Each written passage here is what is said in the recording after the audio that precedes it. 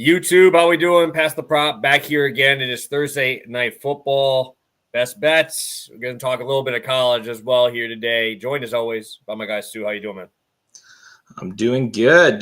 Trying to get this link out here so everyone come and join us. Running a couple minutes late today, but yeah, I mean, I'm excited. We got a good Thursday night football game, and like you said, it's bowl season now. I mean, we're in the full swing of things. We've got actually competitive, good bowl games that we can be betting on right now. So a lot of good action to talk about. We're going to touch on both today. And yeah, if you got any questions, comments, anything like that, make sure to get them in there early, and we'll definitely get to them as we go.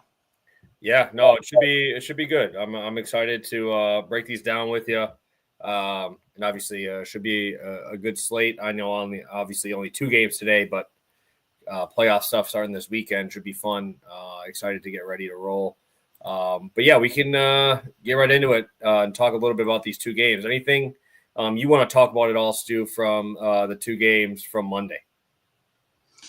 I mean, they suck to watch. I mean, it wasn't a very enjoyable slate, especially that Falcons-Raiders one. I mean, hell, even Falcons one pretty much led to Kirk Cousins getting benched. I don't know what side of that you're on. We've seen a lot of internet controversy, but I think that's really my biggest takeaways. I regret watching the game, but I am interested in Penix going forward. What do you think about that one?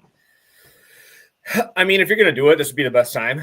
I mean, this is as easy of a schedule portion that you're going to have, right? So facing them off against the Giants, as a Bijan fantasy owner, I'm excited, right? Because I think that they're going to have to feed him.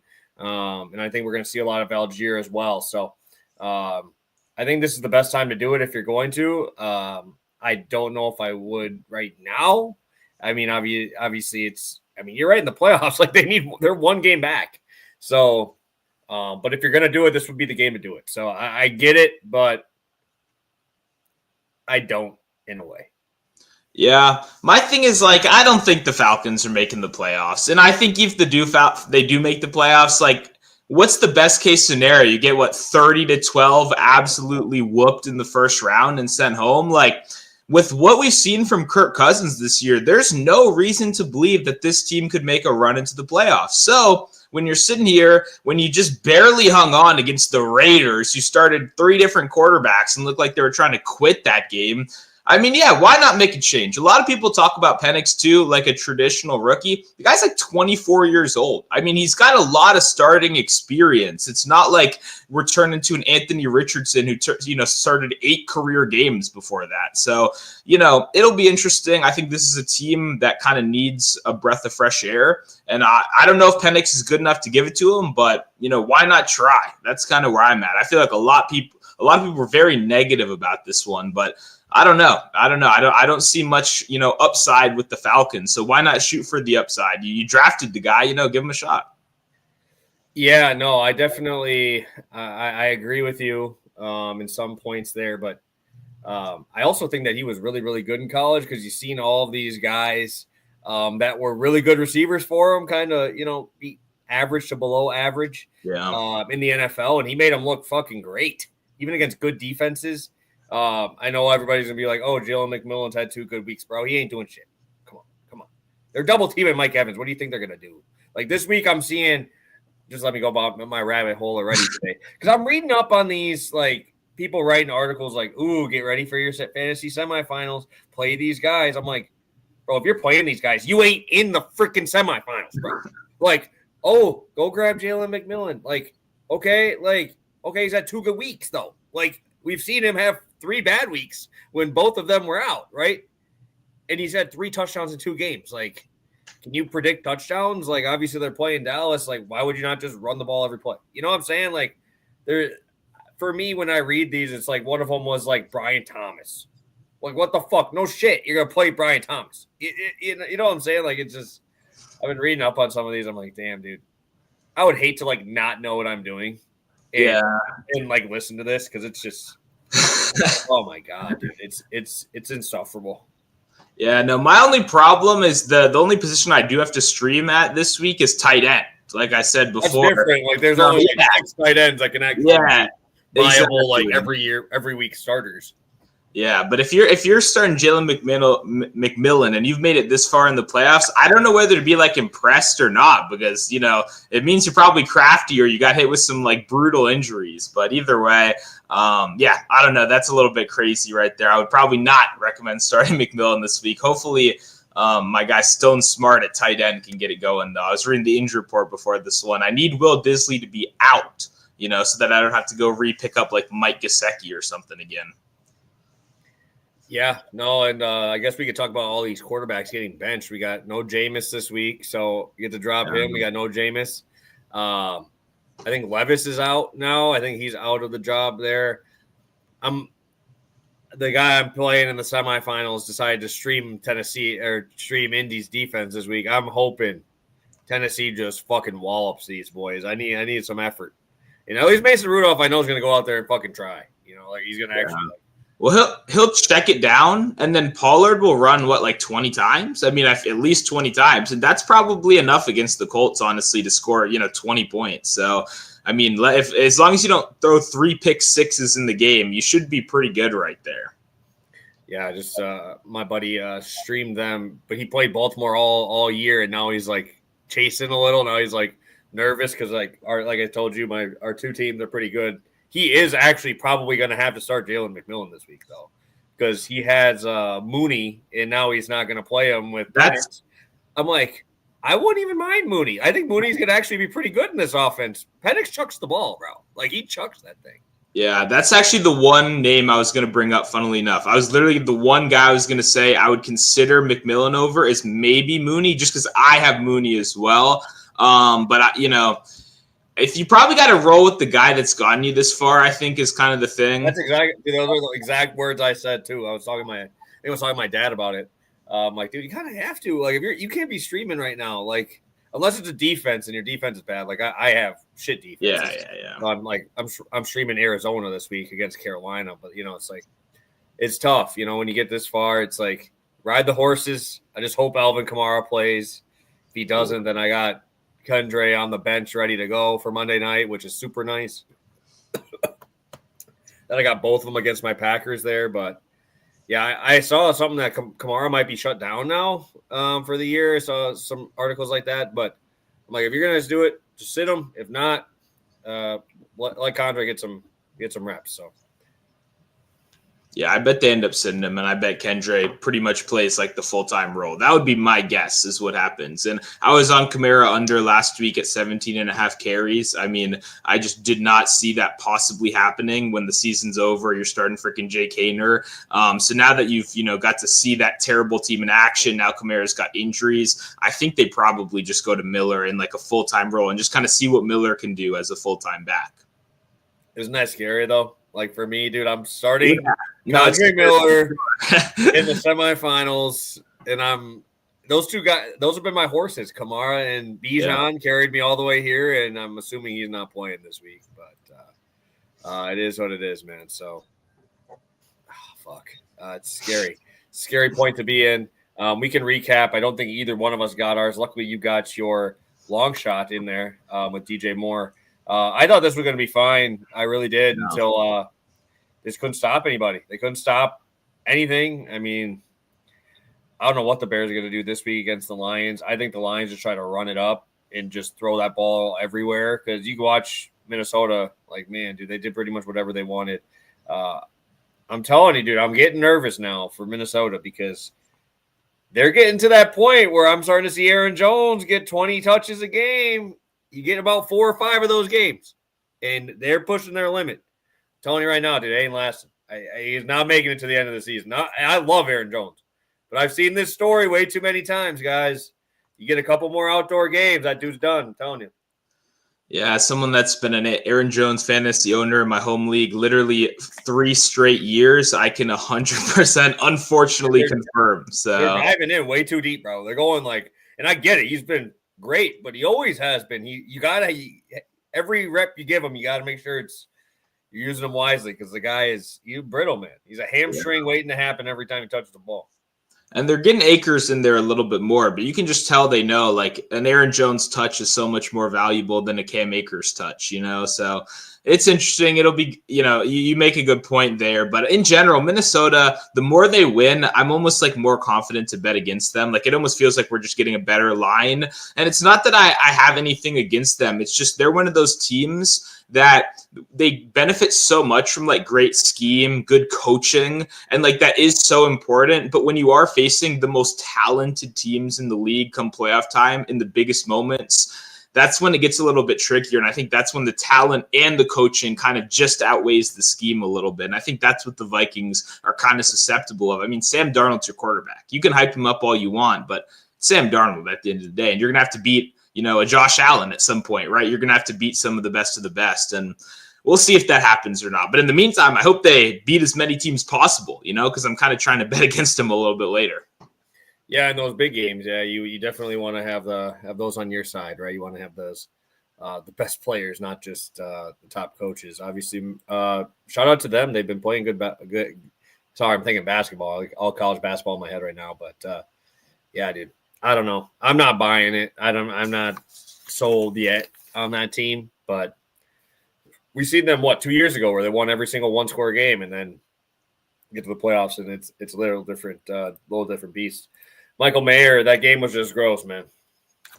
Yeah, he had dropped I don't know if you were watching, he dropped like a 40-yard catch on the first drive of the game. Like a really good throw from Ritter on the move too.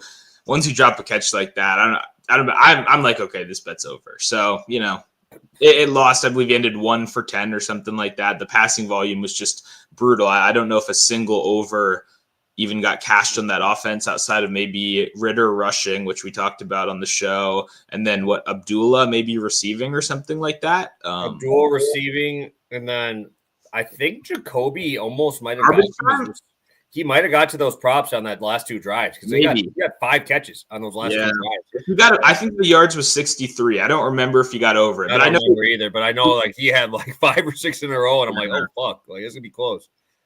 Did he get to 25 rushing for Desmond Ritter? Oh yeah. Ritter crushed it. We doubled up on the props. That was the beautiful thing. Obviously, we lost Michael Mayer, but we did get Desmond Ritter 25 rushing, and then we doubled down and got DJ Moore. So that was a good feeling right there. If you're in my Discord too, we got a little bit on Ritter live rushing as well. After Sincere McCormick went down, which was nice. But yeah, Ritter, we kind of nailed that on the show. I wish I went a little bit higher on the ladder there, but both of these guys cashed. Then we go to DJ Moore. Is exactly what we said it was. What didn't he stay under his receiving yards? He had 8 catches for 48 yards. Yep.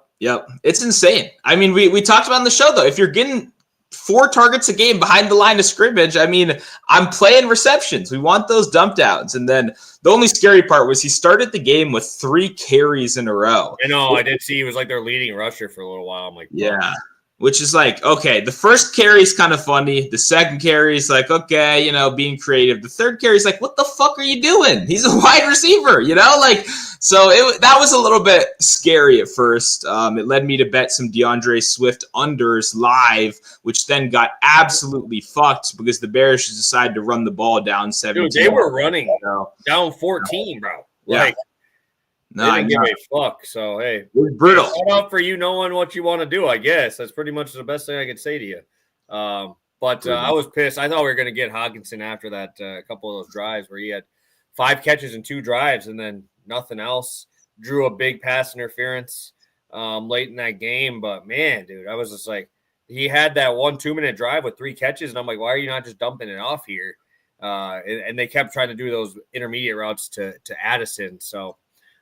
We'll see. I think I'm going to have to keep betting on him. I think next week's going to be another Hockenson week for me with Seattle. I think that obviously those guys have corners that can kind of lock up. And if we're able to get a little bit more man, he's been really, really good over the years against man coverage, which obviously Seattle's going to run a little bit more probably with 2 receivers that you got to worry about now because Addison's kind of getting that name out there a little bit. So, just be on the lookout. Your boy's probably going to have another Hockenson bet loaded and ready to go. So anything else, Stu? Are you ready to go? No, I'm ready to go. Besides, I just agree with you. I think I'll probably be joining you on Hockenson this week. That's a good call. Yeah.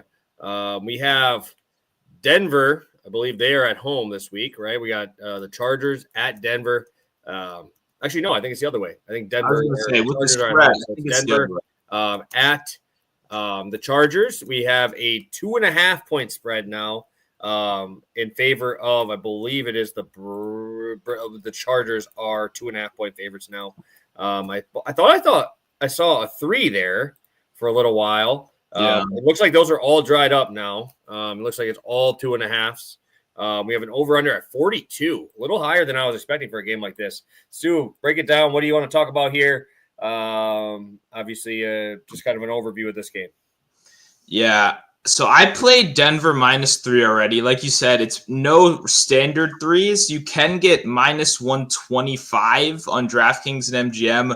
Sorry if you're a sharp person, turn this off. I'd still rather play that than the 2.5. The Chargers are such a field goal team. It's been such a big thing over these last couple of years. I'd rather get a little bit of extra security there. I do like Denver on the money line as well.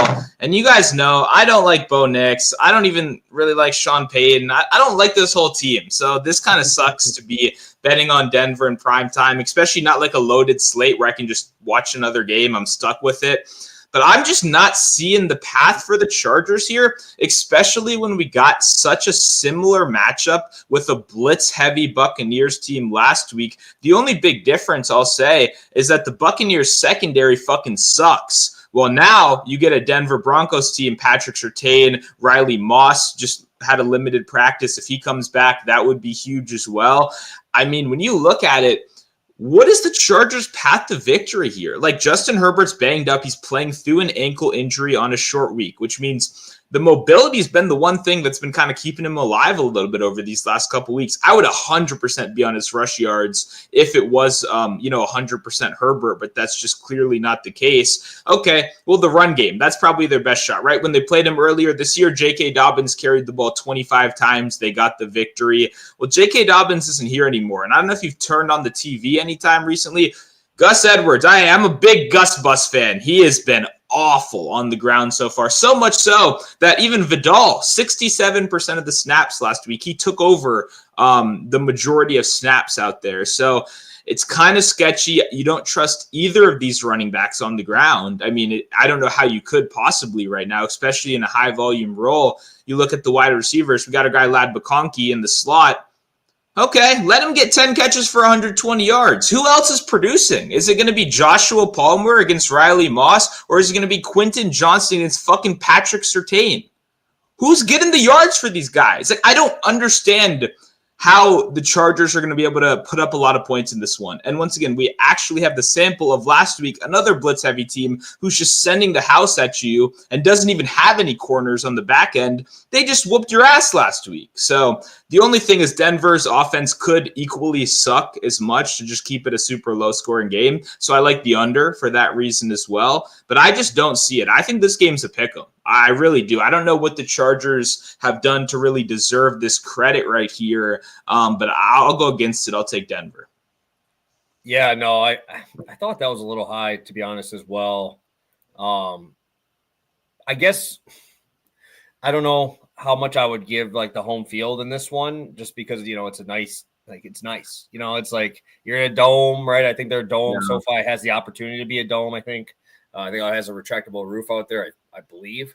I feel like the home field doesn't give me that much here, right? Like if it was in Denver, like that's a full 3 points, right? That's a full 3-point difference, with the elevation and obviously out there. But I don't know. I know that we saw Surtain get a full week of practice or got a full participation in practice. Obviously, that's an ankle injury too. So maybe, I'm just trying to play devil's advocate on my side here where it's like, why would I not bet Denver?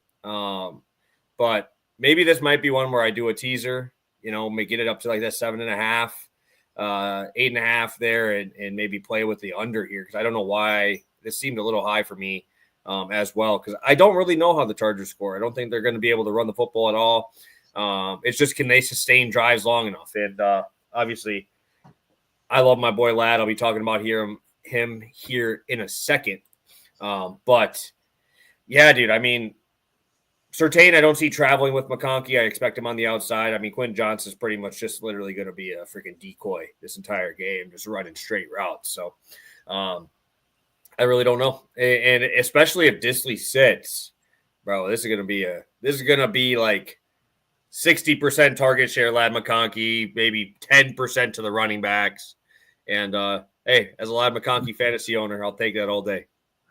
Yeah, no, I mean, and once again, like pro Lad here, like we're big fans of him, but one, he's banged up. He's playing 75% of routes right now. He's not 100%, but I mean, I feel like the path to the Chargers winning here is just Herbert being really, really awesome, which is possible. I'm a big fan of Herbert. I think he's a great quarterback. But man, like Denver's just not the defense you really want to rely on, like a Herculean effort from your quarterback against. You know, my big issue is just like I hate the Denver offense. That running back room, Javonte, please. I know I say ask all questions at the beginning, and I mean it. Don't ask me any fucking questions about these running backs, guys, because the answer will be I'm not betting them. I'm not. I bet him once when there was some rumors going around that there was some inside information that Javonte was going to be getting more touches. That was a rumor that circulated, hammered it. Nothing fucking happened. As usual, it's a shit show. So I want nothing to do with those running backs. And that's kind of my issue with Denver is like, then you got to trust Bo Nix. Don't love doing that, as you may have been able to pick up from this show, but overall still going to, be taking Denver here. Yes, sir. Well, we got Dog here ready to go. I might as well start it up. So I believe Stu has a college football bet for you. I will have a parlay with a college football guy in it as well, but I'll do my first round here, and that's going to be McConkey 5 catches. I believe I can get this. I don't know why I put 118 and then minus 109, but it is minus 109 right now. I don't know what I'm doing. Obviously, wasn't expecting a visitor up here during the show, but I'm going to be rolling with McConkey here. I know he only had 4 catches in the first game, but, bro, I don't know if you looked at the game log of the first game. J.K. Dobbins ran the ball 26 times with a sub 4 yards per carry in that game. That in itself, I mean, that's another, 15 passes? And he already threw the ball 34 times, right? What I did like, you saw a lot of underneath routes, which you're going to have to do again. And if Disley misses, this line ain't going to be close. That McConkey line is going to go through the freaking roof if Disley sits because there's nobody else there. What I do like from last week, no re-aggravation, right? Obviously, we saw the shoulder/knee issues. Played 75%. I mean, he was running like 90+ before the injury. But I think they kind of knew a little bit like, all right, we got to make sure that he's not, re-aggravating it. I know it's a shortened week, but you also got to remember that means they got a longer week next week. So you got a 10-day break. He'll be fully healthy after that. You just got to get through this one. I think it's going to be the McConkey show underneath. I'm not sure how much I want to trust these backs yet in terms of receiving. In terms of like Gus Edwards, I don't really think that he's going to do too much in the passing game outside of maybe pass blocking. I think that's pretty much all he's good for in that spot. I think they have Davis, right? Is he still there? I think Davis is still around. That's like he's like their scatty type of back, but I know we talked a little bit about Vidal before the show as well. You're starting to see him get a little bit involved, but I don't know. I think I kind of saw it in that Atlanta game where it's kind of similar, not in terms of like getting pressure on him, even though they did sack him like 5 times in that game, mind you, with the worst pass rush in the NFL, got to him quite often. I think McConkey had over a 50% target share in that game, and at least over 50% of the yards. And I think that's going to be what they're going to allow to happen, right? I don't think anything's happening over the top. Mind you, he had 8 targets in that first game, and we're going to see a hell of a lot more pass attempts and stuff here towards him because Fayoko was their leading receiver with 44 yards in that first game. He's out for the year. You go down the list, they just have injury after injury. Dobbins is out. He had 2 targets in that game and 27 total attempts. Like, I think this is going to be a McConkey underneath show. I think you just got to get the ball in your hand. You got to stay away from getting behind the sticks, right? And this is a game where you're at home. You got to get a W here. You got to. And I think that's going to be kind of where we're sitting here, where McConkey knows we got to do it. We got to suck it up for a game. It's a tough team. Another team fighting for a playoff spot. I think we're getting 5 here. No, I like the spot a lot. I mean, it's Lad McConkey. I'll probably be playing 5.5 receptions.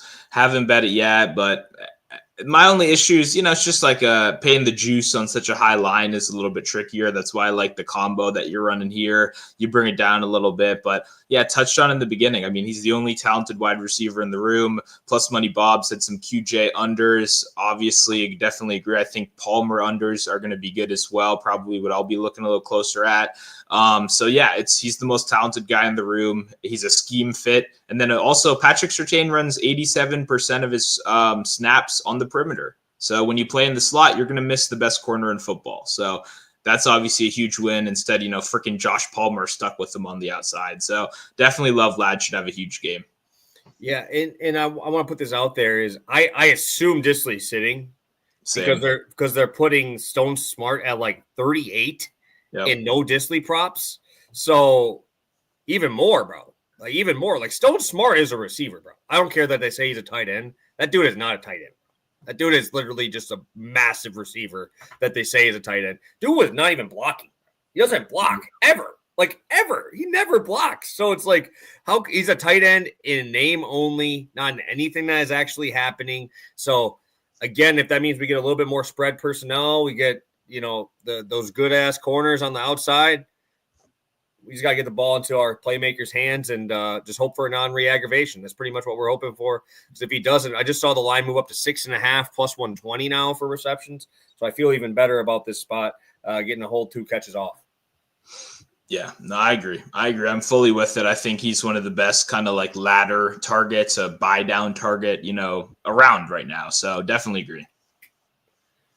All right, let's talk some college football. Obviously, we have both of our spots here to do with that. I guess I can finish up with mine. I will be heading over into the game today. I believe it is the second game. It's the night game. We got UNLV versus Cal. I'm going to be rolling with Malik Williams. This is his last name. I believe it's Haj Malik Williams. I'm going with the 40 rushing yards here, dude. I'm playing Ladder City on this dude as well. Dude, the volume is just unmatched, right? You look at this dude's rush attempts. He has 151 rush attempts. I'll take off the 26 sacks he has taken in those games, and you're still at 125 attempts on the ground. A lot of designed rushes. We've seen, I think, every single game this year with double-digit attempts.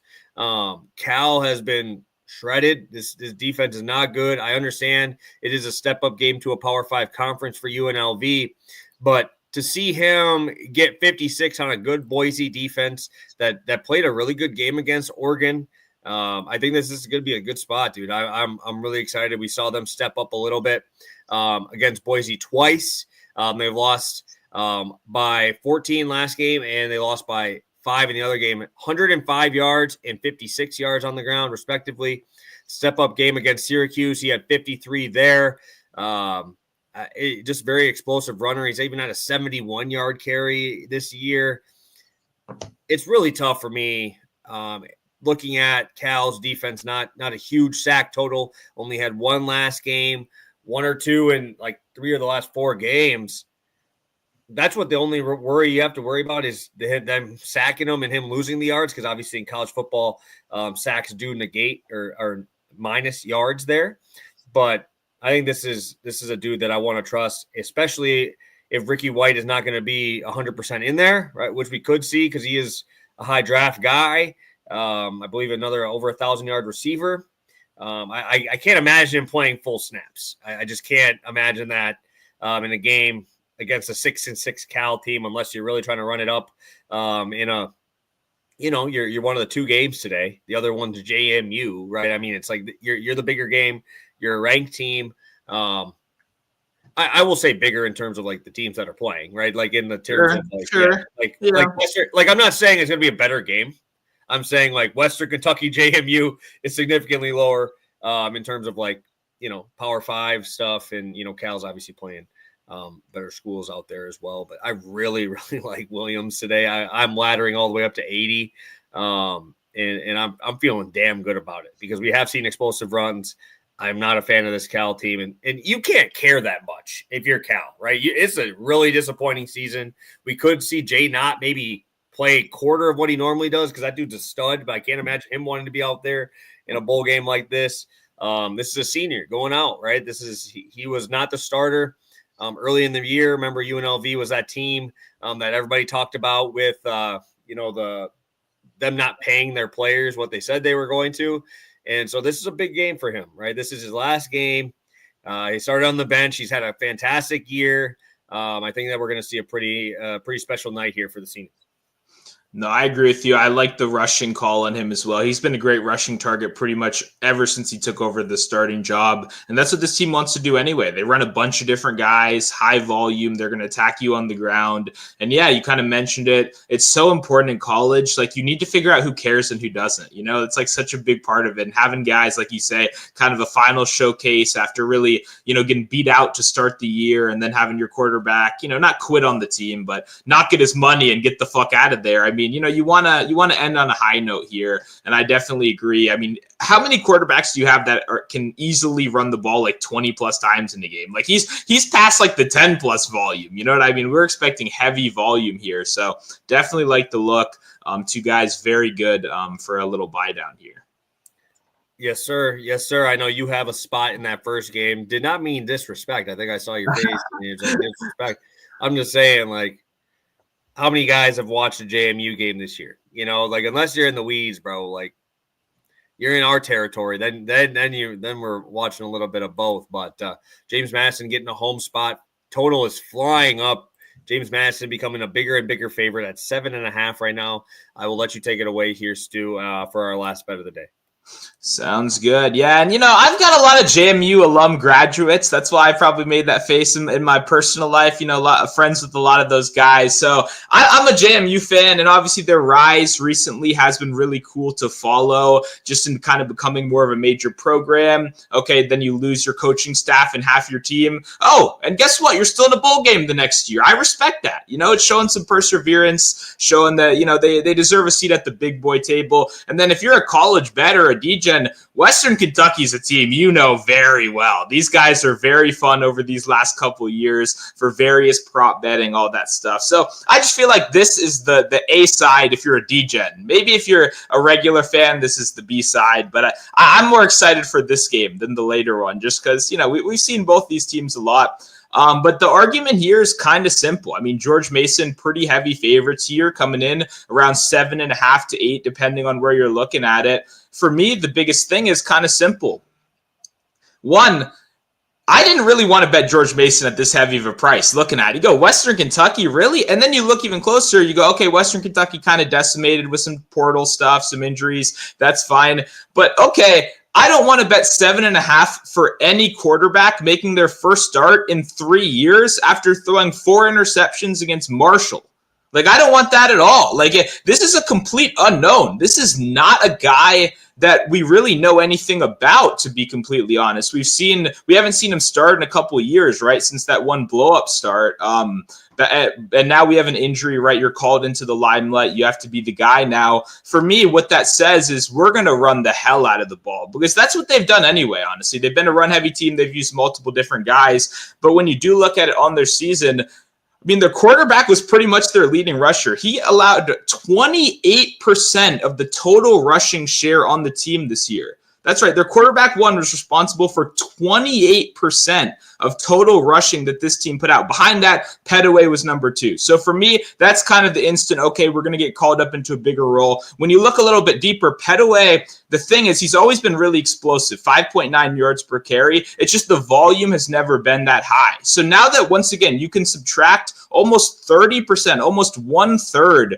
of your total rushing usage away from the team, I think that's clearly going to benefit a guy like Petaway, who's been very efficient on the ground. You obviously look at the projected game script, you see they're heavy favorites in this one. But even to go a step bet harder and harder, bro. I saw they were 6.5 earlier today, and now they're 7.5. So, and I don't know if I like that. I don't know, because I mean, here's the thing: JMU has played good defense. I think they will continue to do so here. And I think that's good for like our time of possession and Petaway having the ball. But the interesting thing about Western Kentucky is they've allowed opposing passing at a bottom 10 rate so far. They've allowed the highest opposing rushing rate in the nation this year. Teams are running against Western Kentucky at a higher rate than any other team in the in the league. I was going to say in the NFL, but that's obviously not the case right here. Pretty much the, junior NFL, I guess, with the transfer portal these days. But when you're looking at a situation like this, such a huge